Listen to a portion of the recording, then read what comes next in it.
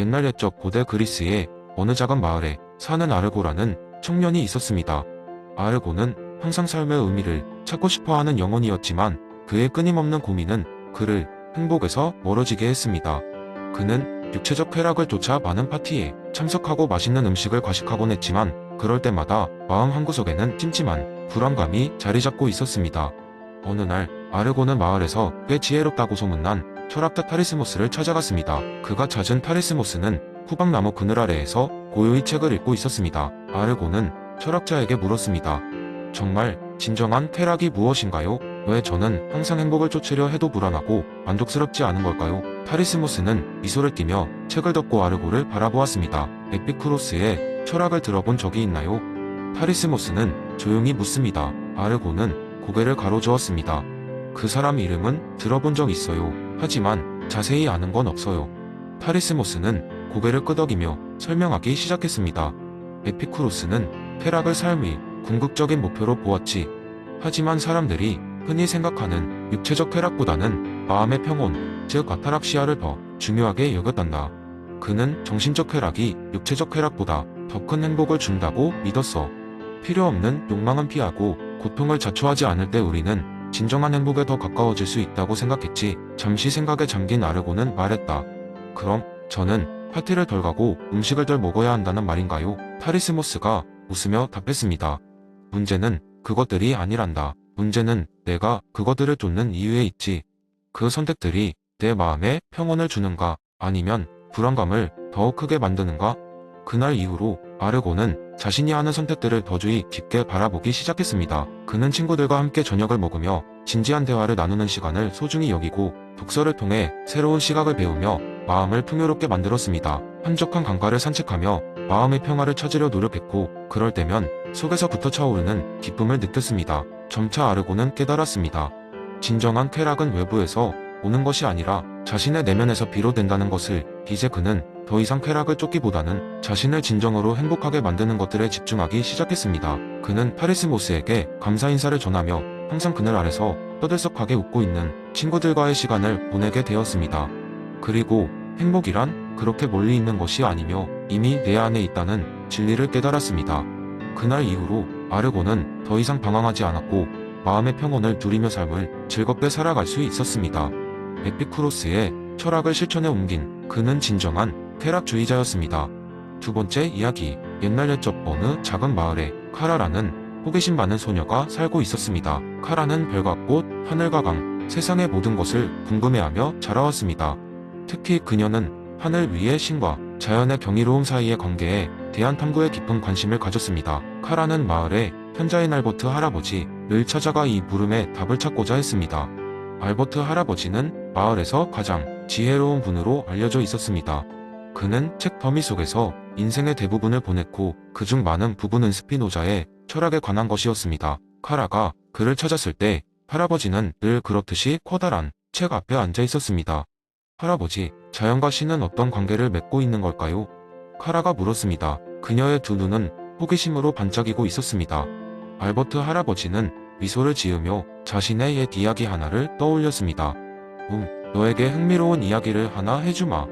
오래전 내가 너만 했을 때 들었던 이야기란다. 스피노자라는 철학자의 사상을 바탕으로 한 이야기이지.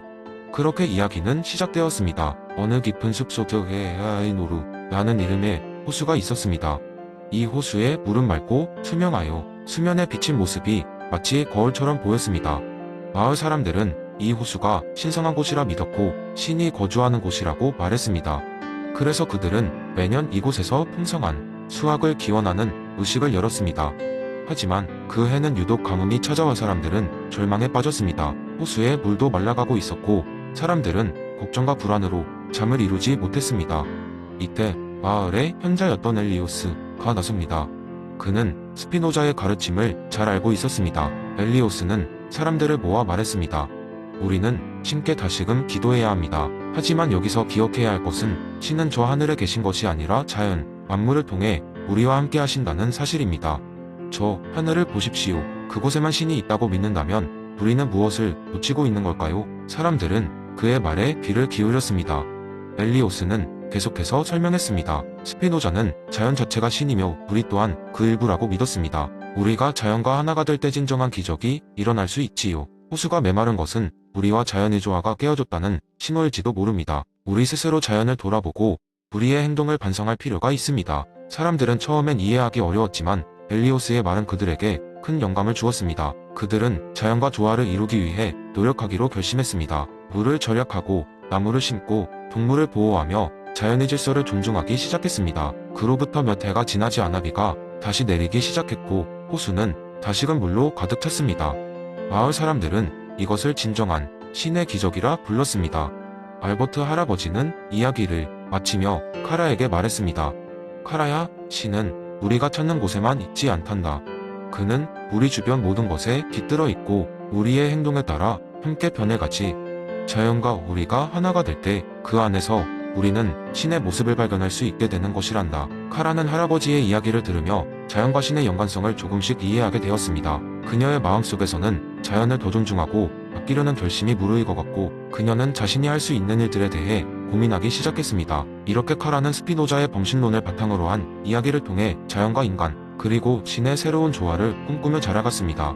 그 꿈은 그녀가 사는 마을뿐 아니라 그녀가 만날 수많은 사람에게도 큰 울림을 전해줄 큰 이야기가 되어갔죠. 세 번째 이야기. 옛날 옛적 아주 먼 나라의 백지의 마을이라는 작은 마을이 있었습니다.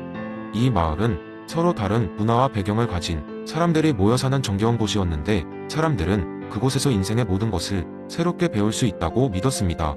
이 마을에서는 어느 누가 태어나든지 간에 머릿속이 빈 백지로 시작한다고 생각했기 때문에 마을 전체가 일종의 거대한 학교처럼 꾸며져 있었습니다.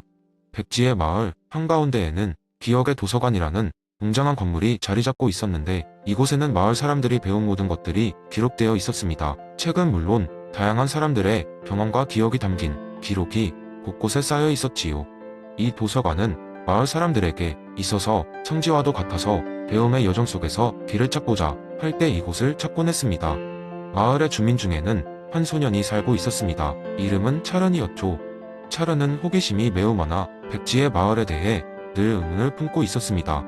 왜 우리는 백지라 부르는 걸까? 어째서 우리는 매일같이 새로운 것을 배워야 하는 걸까? 이런 생각들은 차른을 종종 기억의 도서관으로 이끌었습니다. 기억의 도서관에서 소년은 매일 새로운 지식을 접했습니다. 어느 날은 옛 마을 사람들의 여행 이야기를 읽으며 세계의 크기에 경탄했고 또 어느 날은 별과 우주에 대한 이야기를 들으며 우주의 신비에 몰두했습니다. 차르는 도서관의 기록을 읽으며 매일 조금씩 성장했고 그의 빈 백지에 새로운 선들이 그어져 나갔습니다.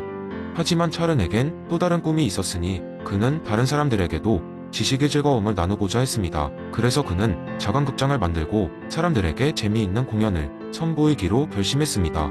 그는 매일같이 배운 새로운 이야기를 각색해 연극을 꾸미고 마을 사람들과 함께 연습하며 그들의 경험과 상상력을 더해갔습니다. 마침내 공연 날이 되었습니다. 차른과 그의 친구들은 온 마을 사람들이 모인 가운데 자신들의 첫 번째 작품을 무대에 올렸습니다. 그 연극은 여행자들이 바다를 항해하며 겪게 되는 모험담이었는데 배우들은 온 마음을 다해 관객들을 그 세계로 인도했습니다. 마을 사람들은 눈을 반짝이며 그 이야기에 빠져들었고 차른의 흰 백지에 담긴 선들이 그들 모두의 마음에도 새겨지는 것 같았습니다. 연극이 끝난 후 마을 사람들은 기립박수를 보내며 차른과 친구들을 환영했습니다. 그날 이후로 백지의 마을은 새로운 전통이 생겼습니다. 누구든지 배우고 나누고 싶은 것이 있을 때는 무대에 올라 그것을 공연으로 만들어 보여주는 것이었습니다. 차른은 백지의 마을에서 배운 것들을 다른 사람들과 공유하며 사람들의 백지의 새로운 선들을 그어가는 모습을 보았습니다. 존 루크의 백지설이 말하는 것처럼 사람들의 마음은 배우고 경험함으로써 채워져 가고 있었고 차른의 이야기는 그런 경험의 중요성을 사람들에게 일깨워 주었습니다. 결국 그 마을의 백지는 온갖 색과 선들로 가득 차게 되었고 마을 사람들은 그들의 기억과 경험을 통해 매일 새로운 자신을 만들어가고 있었습니다. 네 번째. 이야기한 작은 마을에 살고 있는 노부부 마르셀과 에밀리아 있었습니다. 그들의 삶은 1년 사계절처럼 예측 가능하고 변함이 없었습니다. 매일 아침 햇살이 부엌 창문으로 들어올 즈음 함께 아침 식사를 했고 오후에는 마을 광장에서 주민들과 이야기를 나누며 평화로움을 만끽했습니다. 그들은 서로를 깊이 사랑했지만 그들의 일상은 그야말로 안정적이었습니다. 어느 날 그들에게 믿을 수 없는 사건이 다가왔습니다. 전혀 알지 못하던 손자로부터 편지가 온 것입니다. 처음 마주한 손자의 존재는 마치 알랭 바디오가 설명한 사건처럼 그들의 삶에 큰 변화를 예고했습니다. 편지는 몇 주 전 무작위로 DNA 검사를 한 젊은이 자신의 가족을 찾기 시작하면서 시작되었습니다. 그의 이름은 루카였고 마르셀의 아들이 오래전 연인이었던 여인과의 관계에서 태어난 아이였습니다. 마르셀은 아들의 어릴 적 사랑 이야기를 종종 했지만 아들이 자라면서 그 얘기는 잊혀져 갔던 오래된 추억으로 치부됐습니다. 루카의 편지는 그들에게 다시 한 번 젊음의 시간을 상기시켰습니다. 노부부는 처음 이 소식을 듣고 놀랐지만 곧 새로운 삶의 장을 열겠다는 결심을 하게 됩니다. 그들에게는 이제 상상조차 못했던 손자를 만나야 하는 중요한 책임이 생겼습니다. 노부부는 루카를 만나기 위해 그가 살고 있는 큰 도시로 여행을 떠납니다. 이 여행도 또 다른 사건을 의미했습니다. 그저 평온했던 그들의 삶 환경이 완전히 바뀌고 있었기 때문입니다. 마치 오랫동안 존재하던 질서가 예측할 수 없는 방향으로 흔들리는 순간이었습니다. 도시에 도착한 첫날 그들은 루카와 만나게 됩니다. 루카는 그들의 눈앞에 선 어딘가 아들 젊었을 적 모습을 닮은 듯한 모습이었습니다. 루카 역시 자신의 할머니와 할아버지를 만나게 되어 긴장했지만 그와 동시에 기쁨과 설렘을 감출 수 없었습니다. 처음 만남이 어색할 수 있었지만 서로를 알아가면서 그들은 금세 끈끈한 유대감을 형성하게 됩니다.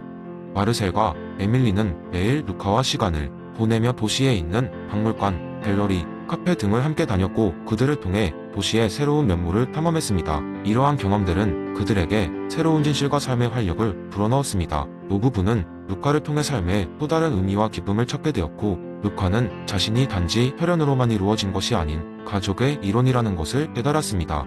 이 경험은 그들에게 큰 사건이자 새로운 삶의 시작이었습니다. 그들은 이 사건을 통해 과거와 미래를 아우르는 새로운 진실을 발견하고 자신들이 속한 세계를 새롭게 구성하였습니다. 마르셀과 에밀리는 이제 넓어진 가족과 함께 살아가는 매일의 작은 사건들을 소중히 여기며 더 큰 사랑으로 서로를 감싸 안게 되었습니다. 그리하여 바디오가 말한 사건의 진정한 의미를 그들은 삶에서 직접 체험하게 되었습니다.